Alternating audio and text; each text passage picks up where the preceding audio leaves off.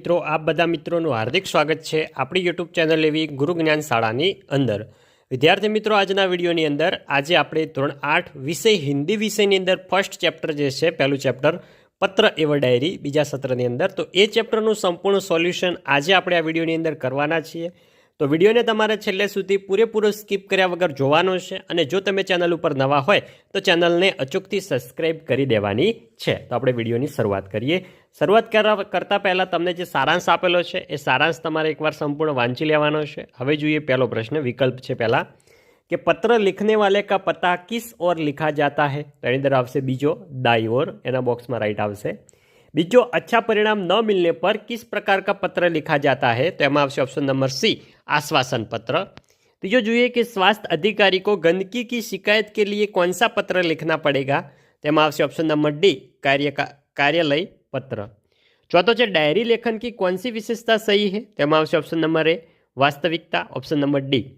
पांचवो पत्र की शुरुआत में क्या लिखा जाता है, तो एमां आवशे ऑप्शन नंबर ए पत्र लिखने वाले का पता लिखा जाता है।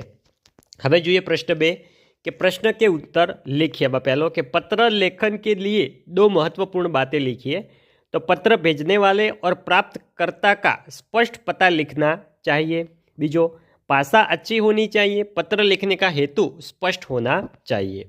बीजो पत्र दूसरे तक कैसे पहुंचता है, तो पत्र पोस्ट ऑफिस बॉक्स में जाता है पहले, फिर पोस्ट ऑफिस जाता है, फिर परिवहन में जाता है, फिर गंतव्य यानी कि मंतव्य पोस्ट ऑफिस में जाता है, नज़दीकी पोस्ट ऑफिस में, फिर पोस्टमैन के पास जाता है, फिर प्राप्तकर्ता को प्राप्त होता है। तो जैसे पिन कोड नंबर लिखना जरूरी क्यों है, तो पिन कोड नंबर से कोई भी शहर, विस्तार और गांव जल्दी से पहचाने जाते हैं और पत्र सही पते पर समयसर पहुंच सकता है। चौथो डायरी लेखन करते समय किन किन बातों से बचना चाहिए, तो डायरी लेखन करते समय आलोचना, टीका टिप्पणी, बनावटीपन, काल्पनिकता, चित्रात्मकता, अनावश्यकता, विस्तार से बचना चाहिए। पांचवो डायरी लेखन में किन किन बातों का स्पष्ट उल्लेख होना चाहिए, तो डायरी लेखन में स्थान, तिथि, घटना या तथ्य का स्पष्ट रूप से उल्लेख होना चाहिए। छठो है डायरी से हम क्या जान सकते हैं, तो डायरी से हम किसी व्यक्ति के जीवन में घटित घटनाओं, कार्यों का, तथ्यों की जानकारी प्राप्त कर सकते हैं। प्रश्न 3 જોઈએ कि पत्र लेखन के संदर्भ में सही जोड़ मिलाइए। पहलो है मित्र के लिए संबोधन, तेमां आवशे 7 प्रिय मित्र। बीजो जन्मदिन की बधाई पर लिखा गया पत्र, तेमां आवशे 4 बधाई पत्र।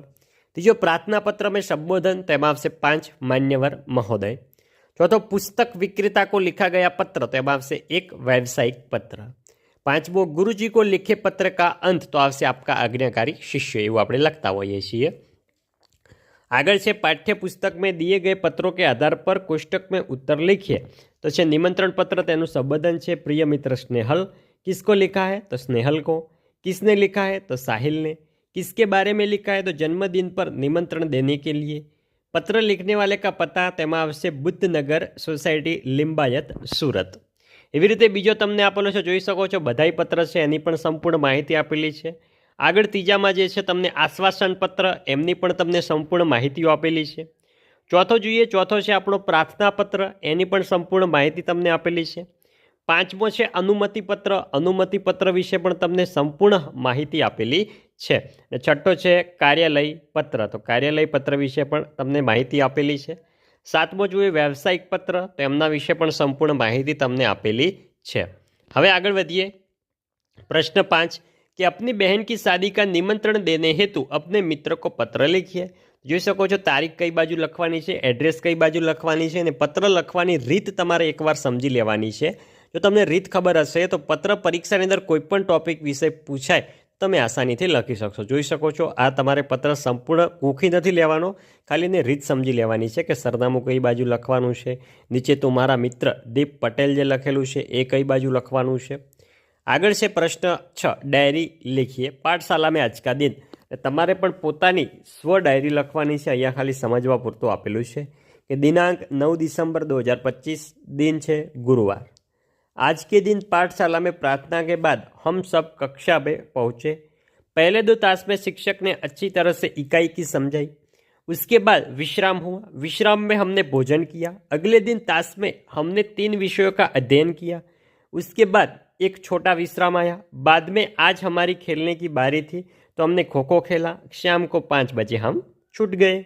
प्रश्न 7, परिचित का मातृभाषा में अनुवाद कीजिए, એટલે કે જે હિન્દીમાં છે એનું આપણે ગુજરાતીની અંદર અનુવાદ કરવાનું। તો જોઈએ તો પ્રાર્થનાનો સામાન્ય અર્થ છે કોઈની પ્રત્યે શ્રદ્ધાભાવ રાખવો અને વિનમ્રતાથી શુદ્ધ અને સરળ મનથી પોતાની ભાવનાઓ વ્યક્ત કરવી।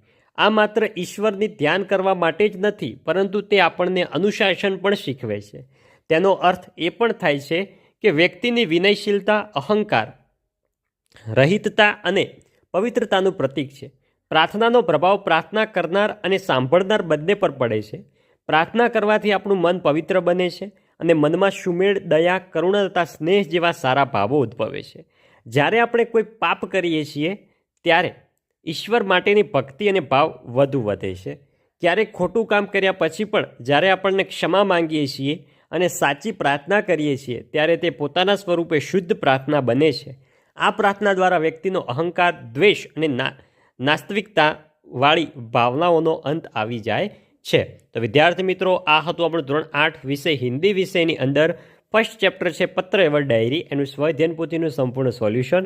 તો વિદ્યાર્થી મિત્રો, વિડીયો તમને સારો લાગ્યો હોય, તમારા માટે ઉપયોગી રહ્યો હોય તો વિડીયોને અચૂકથી લાઇક કરીને જજો। ચેનલ ઉપર નવા હોય તો ચેનલને પણ અચૂકથી સબસ્ક્રાઇબ કરજો। મળીશું આવનાર વિડીયો સાથે, ત્યાં સુધી આવજો। જય હિન્દ, જય ભારત।